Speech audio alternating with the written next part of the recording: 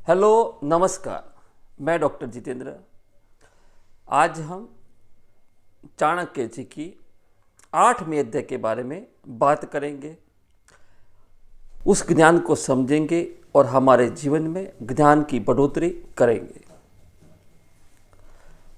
लकड़ी, पत्थर, धातु आदि से निर्मित देव प्रतिमाओं को साक्षात देव मानकर पूजने पर ही इस कृपा प्राप्त होती है, यानी इसको ईश्वर मानना। अर्थात ईश्वर इन बेजान वस्तुओं में नहीं है, लेकिन हमारी भावनाओं में वास करता है। तभी तो कहा गया है कि बिना श्रद्धा से भावना के बिना सिद्धि नहीं मिलती। विश्वास और भावना सदा रखनी चाहिए। अपने संपूर्ण जीवन का अनुभव प्रस्तुत करते हुए चाणक्य जी कहा है कि संसार में शांति से बढ़कर कोई तप नहीं है। संतोष के समान परम सुख कोई नहीं है। तृष्णा से बढ़कर कोई रोग नहीं है। इसी प्रकार दूसरों के दुखों से दुखी होना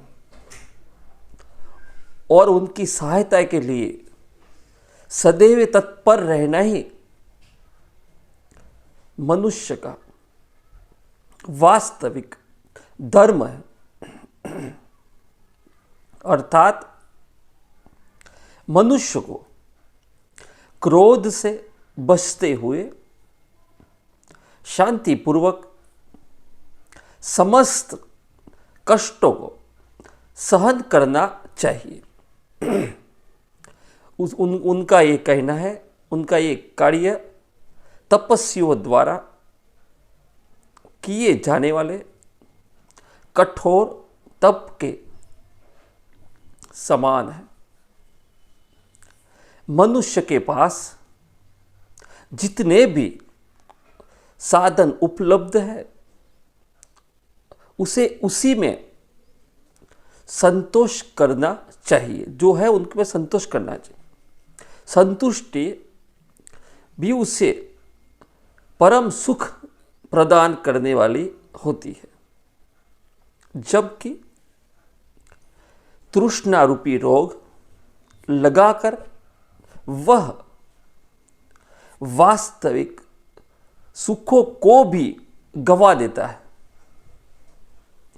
ईश्वर की पूजा करना ही अथवा धार्मिक स्थलों की यात्रा करना, मुलाकात करना ही मनुष्य का धर्म नहीं है। परोपकार और मानवता सच्चा मानव धर्म है। इसीलिए मनुष्य को इस धर्म का पालन अवश्य करना चाहिए। क्रोध व्यक्ति को पूर्णतः सर्वनाश करवा देता है। क्रोध साक्षात यम का स्वरूप है, जो अपने विकराल रूप से व्यक्ति को ग्रसने के लिए सदैव तत्पर रहता है। इसके अधीन होकर व्यक्ति बुद्धि विवेक खो बैठता है और नीच कर्म कर डालता है। कहा जाता है कि यमलोक जाते समय मार्ग में वैतरणी नामक नदी आती है, जिसे पार करना जीवात्मा के लिए अत्यंत कष्टदायक है। चाणक्य जी बताते हैं कि तृष्णा की तुलना में वैतरणी नदी से की है इसकी तुलना तृष्णा के।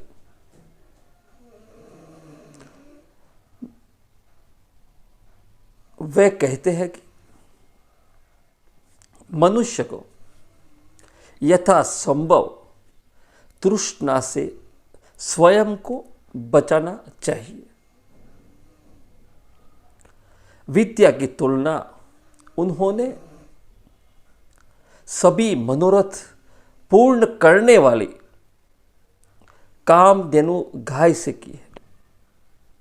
उनके अनुसार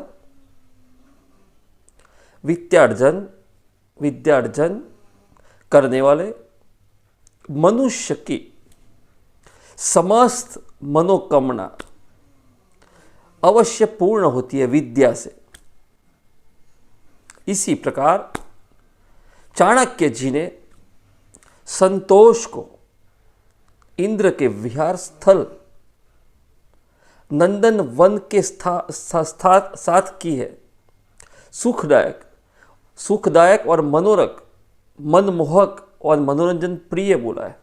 इसीलिए उन्होंने संतोष का आश्रय लेने पर बल दिया है। चाणक्य जी की दृष्टि में रूप का महत्व गुणों से अधिक बढ़ता है, जबकि कुल की शोभा सदाचार में निर्मित होती है। इसी प्रकार धनार्जन द्वारा ही विद्या की परख होती है तथा धन के उपयोग से ही धन की महत्ता बढ़ती है। इसे स्पष्ट करते हुए चाणक्य जी कहते हैं कि रूप, सौंदर्य एवं यौवन से परिपूर्ण होने पर भी यदि मनुष्य गुणों से रहित है तो उससे तिरस्कार और उपेक्षा सहन करनी पड़ेगी। व्यक्ति के आचरण पर ही कुल की श्रेष्ठता निर्भर करती है। यदि मनुष्य सदाचार का पालन करता है, उसका कुल समाज में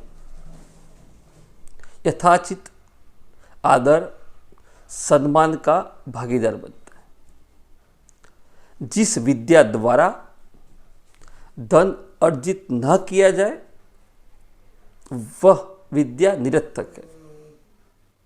यदि धन का उपयोग न करके उसका सदैव संचय ही किया जाए तो वह संचित धन महत्वपूर्ण हो जाता है।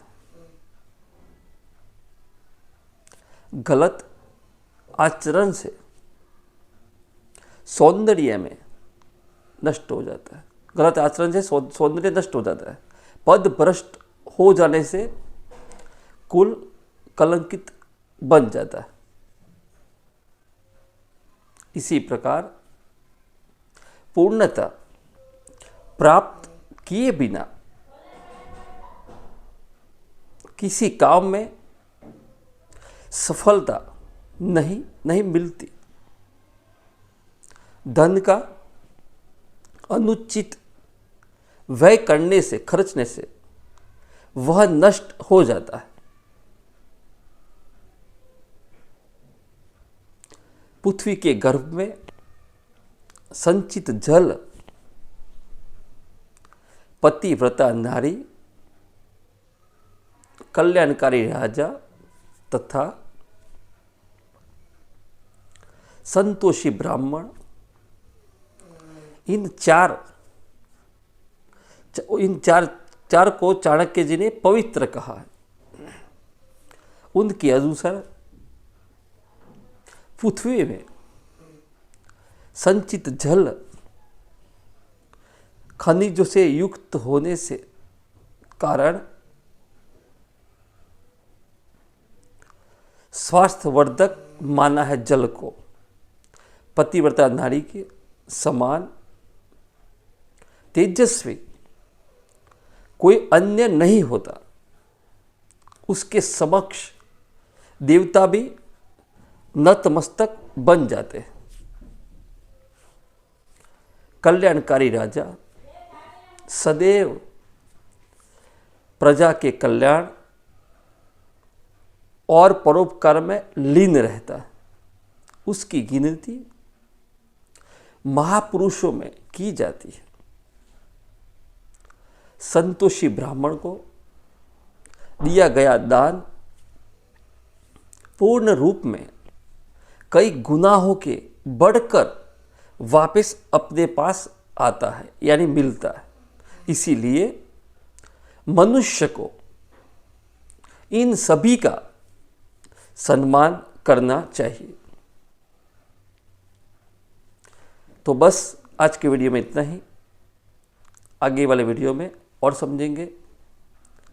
वीडियो अच्छा लगे लाइक कर देना, चैनल पे नए हो तो सब्सक्राइब कर देना, अपने दोस्तों के साथ शेयर कर देना।